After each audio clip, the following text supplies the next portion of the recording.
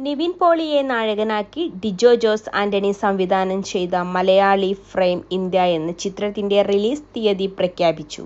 ഗരുഡൻ എന്ന ചിത്രത്തിന്റെ വിജയത്തിനു ശേഷം മാജിക് ഫ്രെയിംസിന്റെ ബാനറിൽ ലിസ്റ്റിൽ സ്റ്റീഫൻ നിർമ്മിക്കുന്ന ചിത്രം മെയ് 1 തിയേറ്ററുകളിൽ എത്തും. നിവിൻ പോളിയുടെ കരിയറിലെ ഏറ്റവും വലിയ ബജറ്റിൽ ഒരുങ്ങുന്ന ചിത്രത്തിന്റെ രചന നിർവഹിക്കുന്നത് ഷാരിസ് മുഹമ്മദാണ്. നേരത്തെ പുറത്തെത്തിയ ചിത്രത്തിന്റെ പ്രൊമോ വീഡിയോ സിനിമാ പ്രേമികൾക്കിടയിൽ വൈറലായിരുന്നു. വിജയ ചിത്രമായിരുന്ന ജനഗണമനയ്ക്കു ശേഷം ഡിജോ ജോസ് ആന്റണിയും ലിസ്റ്റിൻ സ്റ്റീഫനും വീണ്ടും ഒന്നിക്കുന്ന ചിത്രം കൂടിയാണ് മലയാളി ഫ്രെയിം ഇന്ത്യ. ജനഗണമനയുടെ തിരക്കഥയും ഷാരിസ് മുഹമ്മദിന്റേതായിരുന്നു.